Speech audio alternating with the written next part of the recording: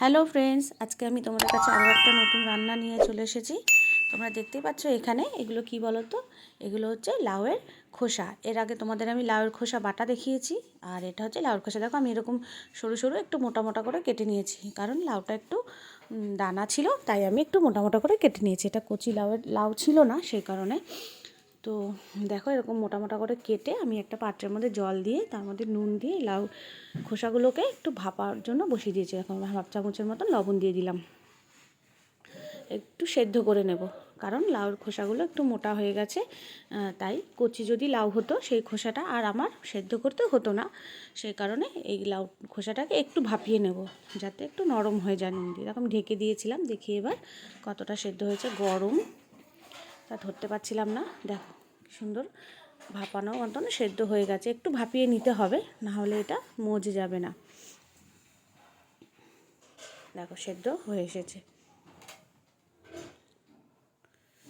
এরকম নুন দিয়ে একটু জল দিয়ে সুন্দর করে একটু ভাপিয়ে নিতে হবে। তোমরা চাইলে প্রেশার কুকারেও দিতে পারো, একটা সিটি মেরে নিতে পারো, কিন্তু আমি আর প্রেশার কুকারে দিলাম না। তো আমি এরকমভাবে সুন্দর করে একটা পাত্রের মধ্যে নিয়ে নিলাম, নিয়ে একটু ভাপিয়ে নিলাম, ভাপিয়ে একটু নরম করে নিলাম। এবার গ্যাসটা আমি অফ করে দিলাম। এখানে একটা কড়াই বসিয়ে দিয়েছি, কড়াইটা গরম হয়ে গেছে। কড়াইতে আমি তেল দিয়ে দিলাম। অনেকটা লাউয়ের চোকলা ছিল, তার জন্য একটু বেশি করে পরিমাণে তেল দিতে হবে। সর্ষের তেল দিয়ে আমি রান্নাটা করছি। তেলটা গরম হয়ে গেলে তারপরে এর মধ্যে আমি যা দেবার দেব।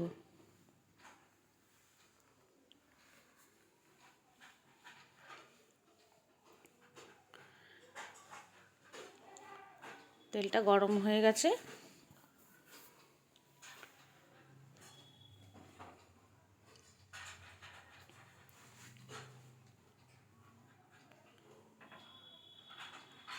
এবার আমি এর মধ্যে কালো জিরে দিয়ে দিলাম,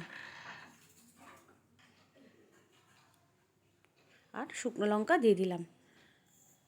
কালো জিরে আর শুকনো লঙ্কাটাকে কিন্তু খুব ভালো করে ভেজে নিতে হবে, যাতে কালো জিরের গন্ধটা বেরিয়ে আসে এবং শুকনো লঙ্কাটাও খুব সুন্দরভাবে ভাজা হয়ে যায়, গন্ধ বেরিয়ে আসে, ততক্ষণ অবধি ভালো করে ভেজে নিতে হবে। আর আমি এইখানে কিছুটা রসুন নিয়ে নিয়েছি। রসুনটাকে আমি এটা দিয়ে থেতো করে নিয়েছি, এভাবে ভালো করে থেতো করে নিয়েছি, থেতো করে রস বের করে নিয়েছি। দেখো এইভাবে আমি ভালো করে সুন্দর করে থেতো করে নিয়েছি। এবার এই রসুনটা কিন্তু এই তেলের মধ্যে, গরম তেলের মধ্যে আমি দিয়ে দেবো, দিয়ে রসুনটাকেও ভেজে নেবো। রসুন কিন্তু আগে দিয়ে দেবো, কারণ রসুনটা না দিলে, রসুন যে ভাজা না হলে, গন্ধ না বেরোলে কিন্তু ভালো লাগবে না। রসুনটা যত ভাজা হবে ভালোভাবে, গন্ধ বেরিয়ে যাবে, সুন্দর লাল লাল হয়ে যাবে। এবার আমি রসুনগুলো দিয়ে দেবো।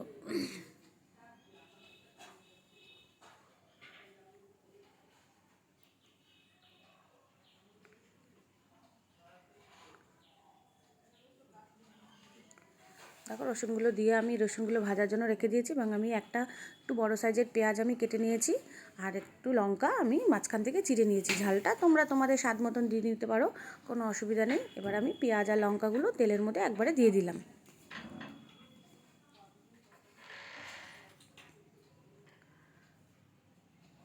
এই পেঁয়াজ আর লঙ্কা আর রসুন সমস্ত কিছু একসাথে ভাজা হয়ে যাবে। রসুনগুলো একটু ভাজা হয়ে গেছিলো, সুন্দর গন্ধ বেরিয়েছিলো। এবার পেঁয়াজগুলো ভাজা ভাজা হয়ে আসছে, আর একটু ভেজে নিতে হবে। দেখো মাঝখানে কাঁচা কাঁচা রয়েছে, আরও একটু ভালোভাবে ভেজে নিতে হবে। আর আমি এইগুলোকে ভালো করে একটা ঝুড়ির মধ্যে জল ঝরিয়ে তুলে নিয়েছি, যাতে জল একদম না থাকে। পেঁয়াজটা ভাজা হয়ে গেছে, এবার আমি এইগুলো দিয়ে দিলাম। দেখো জল নেই কিন্তু, আমি তো কিন্তু তুলে ভালো করে জল ঝরিয়ে নিয়েছি।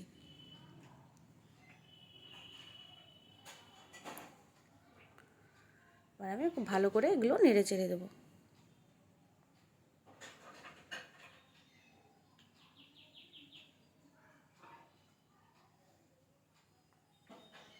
খুব ভালোভাবে নেড়ে চেড়ে দিয়েছি।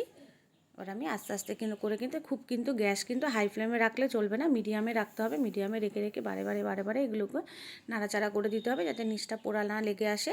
আর অনেকক্ষণ ধরে কিন্তু ভাজতে হবে। এবার বেশ কিছুটা পরিমাণে লবণ দিয়ে দিলাম, কারণ আমি আর সেদ্ধ করার সময় লবণ দিয়েছিলাম, সেই জন্য লবণটা কিন্তু একটু বুঝে দিতে হবে।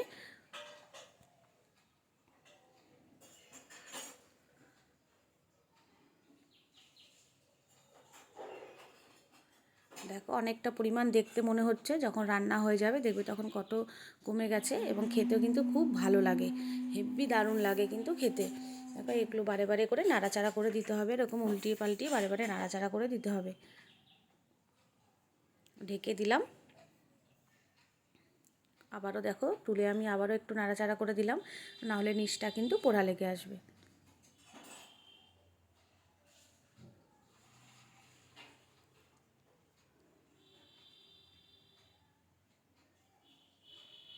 এইভাবে বারে বারে করে নাড়াচাড়া করে দিয়ে দিয়ে তুলে তুলে দেখে দেখে নিতে হবে। এবার আমি হলুদ দিয়ে দিলাম।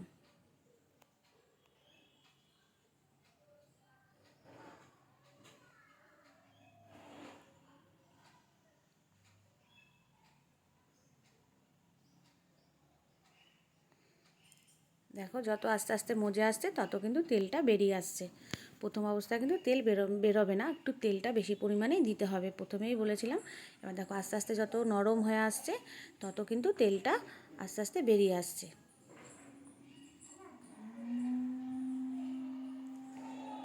দেখো হলুদ দিয়ে দিয়েছি, এবার আবারও একটু আমি কিছুক্ষণ রেখে দেবো।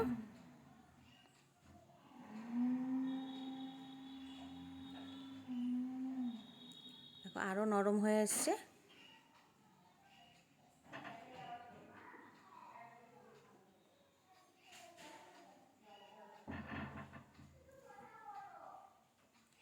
এরকমভাবে বারে বারে বারে বারে নাড়াচাড়া করে নিতে হবে, একদম ভাজা ভাজা করে নিতে হবে, যেন একদম নরম হয়ে যায় এবং একদম সেদ্ধ হয়ে একটুখানি হয়ে যাবে। দেখবে তোমরা যখন হয়ে যাবে, দেখো কতটা নরম হয়ে মজে এসেছে।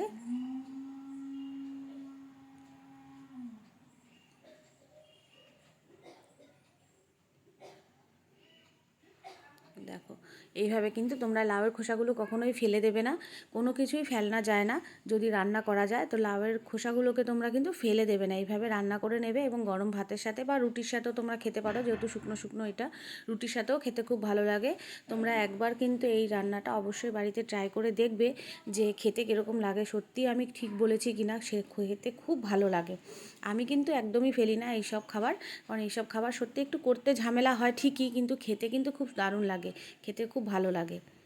দেখো মজে একদম নরম একটুখানি হয়ে গেছে। এবার আমি একটু চিনি দিয়ে দিলাম, মিষ্টিটা তো দিতেই হবে রান্নায়, না হলে শুধু নুনের স্বাদ বা শুধু ঝাল লঙ্কার স্বাদও ভালো লাগে না। নুন মিষ্টি আর লঙ্কা ঝাল এই তিনটে যদি সমান হয় যে কোনো রান্নাতেই কিন্তু খেতে ভালো লাগে। এই রান্নাতে ঝাল কিন্তু বেশি আমি দেই না, কারণ এই ঝাল বেশি ভালো লাগে না। তোমরা চাইলে তোমাদের মতন ঝালের পরিমাণটা দিয়ে নিতে পারো, মিষ্টি কিন্তু দিতে হবে। মিষ্টি না দিলে আরও মজে উঠবে না। দেখো মিষ্টি দিয়ে দিয়েছি, এবার দেখবে আরও কত সুন্দর নরম হয়ে যাবে।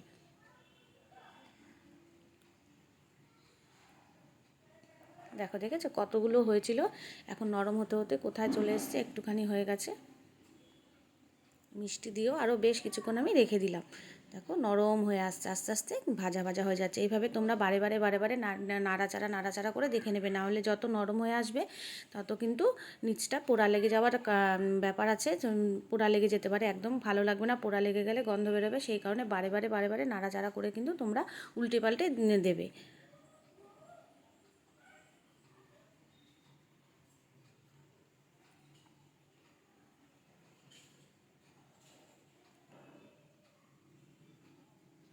দেখো আমি নামিয়ে নিয়েছি, নামিয়ে দেখো একটা ছোট প্লেটের মধ্যে নিয়ে নিয়েছি, দেখো কতটুকু হয়ে গেছে। তো বন্ধুরা, আমার এই ভিডিওটা যদি তোমাদের ভালো লাগে তো তোমরা লাইক কমেন্ট শেয়ার অবশ্যই করো, এবং আমার এই চ্যানেলটাকে ভালো লাগলে সাবস্ক্রাইব করো। আর বাড়িতে অবশ্যই অবশ্যই করে তোমরা এরকমভাবে একবার ট্রাই করে দেখবে যে আমার এই রান্নাটা তোমাদের কীরকম খেতে লাগে, কিন্তু অবশ্যই করে দেখবে। এবং আমার এই ভিডিওটাকে প্রচুর পরিমাণে তোমরা কিন্তু শেয়ার করো। ভালো থেকো, সুস্থ থেকো।